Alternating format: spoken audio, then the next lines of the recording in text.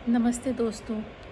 अभी आजकल राधिका यादव के मर्डर केस के बारे में काफ़ी चीज़ें खुल के आ रही हैं, लेकिन इसके साथ ही एक बड़ा प्रश्न ये खड़ा होता है, जो महिलाओं के अधिकार हैं, जो औरतें हैं, लड़कियां हैं, उनके अधिकारों के बारे में एक बड़ा प्रश्न खड़ा होता है कि एक तरफ तो हम उन्हें इतने ऊंचे ऊंचे सपने दिखाते हैं, उन्हें पढ़ाते हैं, एजुकेट करते हैं, उनको एक करियर पाथ देते हैं, और उसके बाद जहाँ अधिकारों की बात आती है तो हम पीछे हट जाते हैं।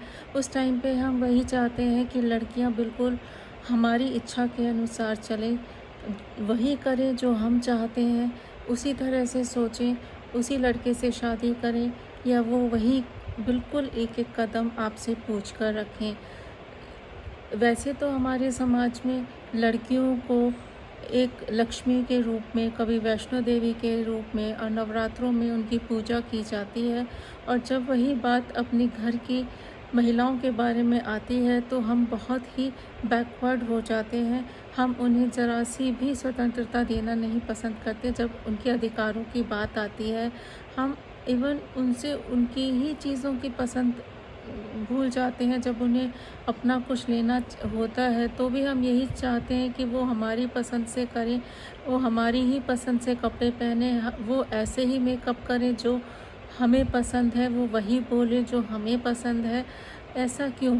अगर आप एक अच्छे परिवार से हैं, आप सब कुछ अफोर्ड कर सकते हैं, तो आप ये क्यों चाहते हैं कि घर के काम महिलाएं ही करें? क्यों उन्हें आप वो सुख सुविधाएं नहीं देना चाहते जो एक आप अफोर्ड कर सकते हैं? या आप उन्हें उनके अधिकार क्यों नहीं देना चाहते? क्यों हम अपने समाज में लड़कियों को वही देखना चाहते हैं कि वो झुक कर रहें, पर्दे में रहें, वो आवाज़ ना उठाएं, ऊंची आवाज़ में ना बोलें? ये सब बातें जब आती हैं तो हम बहुत ही बैकवर्ड हो जाते हैं। चाहे हमारा समाज कितना भी पढ़ा लिखा हो, हमारे समाज में कितने भी पढ़े लिखे लोग हों, लेकिन जब महिलाओं के अधिकारों की बात आती है तो हम पीछे हट जाते हैं। जो अभी ये राधिका यादव का जो केस हुआ है, उसमें उनके पिता ने ही उनकी हत्या कर दी, कि सिर्फ इसलिए क्योंकि वो एकेडमी चलाना चाहती थी। और उसमें कोई बुराई भी नहीं है। अगर आपने उन्हें एक सपना दिखाया है, वो एक इंटरनेशनल लेवल की प्लेयर थी, तो क्या उन्हें इतना भी हक नहीं था कि वो अपनी मर्ज़ी से उस एकेडमी को चला दें? उन्होंने कोई गलत नहीं किया, कोई मर्यादा नहीं तोड़ी, फिर भी उन्हें उनके पिता ने मार दिया। तो ये सब चीज़ें जब हमारे समाज में होंगी तो क्या हमारे समाज में महिलाओं को वो अधिकार देने की बात होगी जो हम सोचते हैं? इस बारे में जो महिलाएं हैं उनका एक अलग आउटलुक होता है, उन्हें भी स्वतंत्रता चाहिए होती है। और यही रीज़न है कि हमारी जो इंडियन सोसाइटी में है, लड़कियों में, महिलाओं में ज़्यादा डिप्रेशन की प्रॉब्लम्स होती हैं, क्योंकि उन्हें अपनी बात कहने का मौका ही नहीं दिया जाता है। उन्हें वो बोलने ही नहीं दिया जाता है। उन्हें बिल्कुल ऐसे रखा जाता है कि तुम्हें ना बोलने का हक है, ना अपनी पसंद से कुछ करने का हक है।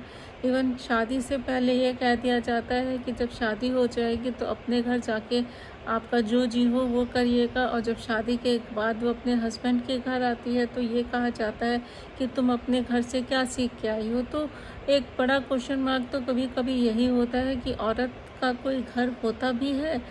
अगर सही मायने में अगर है तो वो कौन सा घर है? और अगर ये चीज़ है कि औरत को अगर हर चीज़ अपने आप ही करनी है, वो एक इंडिपेंडेंट वुमेन है, वो अपना घर बसाना चाहती है, अपने हिसाब से चलना चाहती है, तो भी हमारा समाज उसमें अड़कलें लगाता है।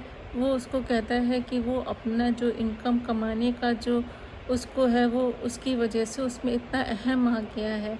तो अगर उस बात को देखा जाए तो जब लड़के जॉब पे जाते हैं तो वो भी थक जाते हैं, लेकिन जब वही महिलाएं घर आके कंप्लेन करती हैं तो उनसे घर के काम की भी अपेक्षा की जाती है, और ये सोचा जाता है कि घर आके जो सारे काम हैं वो महिला ही करेगी। अभी भी पुरुष प्रधान समाज में उसको सपोर्ट के नाम पे अपने हस्बैंड से बहुत कम सपोर्ट मिलता है, या जब उनकी मर्ज़ी होती है तभी वो सपोर्ट करते हैं, लेकिन वो ये अपनी रिस्पॉन्सिबिलिटी समझ के सपोर्ट नहीं करते हैं।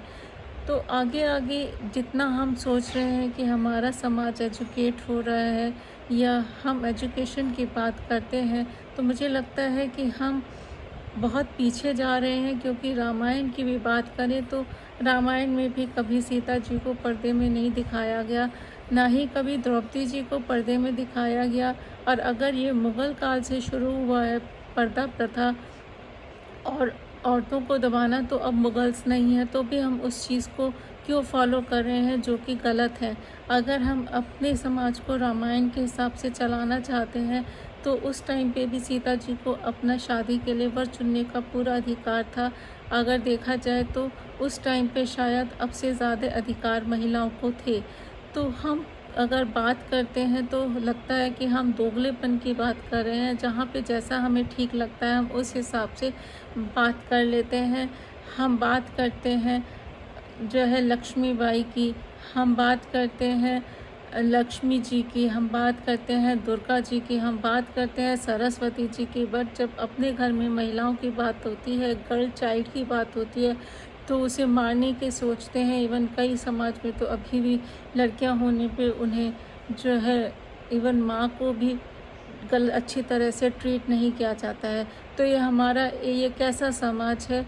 ये एक बहुत बड़ा प्रश्न है आज के समय में, जो कि बहुत टाइम से चलता आ रहा है। हमें इसको सुधारना होगा अगर हमें समाज को अपना ठीक तरह से चलाना है और हम चाहते हैं कि हमारे समाज में उन्नति हो, अच्छा हो, तो हमें औरतों को भी बराबर का दर्जा देना होगा, उन्हें भी अधिकार देने होंगे। अगर हम उन्हें शिक्षा दे रहे हैं, शिक्षित कर रहे हैं, तो एक शिक्षित दिमाग जो होता है वो अपने निर्णय खुद लेना चाहता है, तो आप उन्हें खुद निर्णय लेने दें।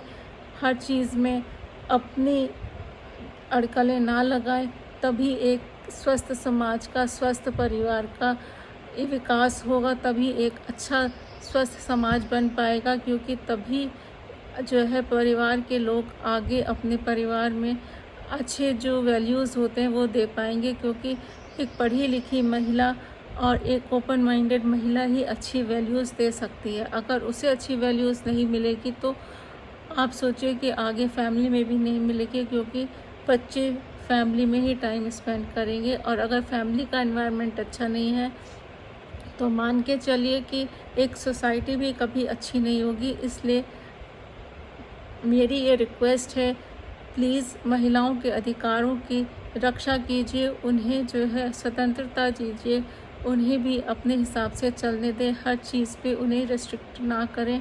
और कम से कम ऐसा तो ना करें जो कि राधिका यादव के साथ हुआ। Thank you.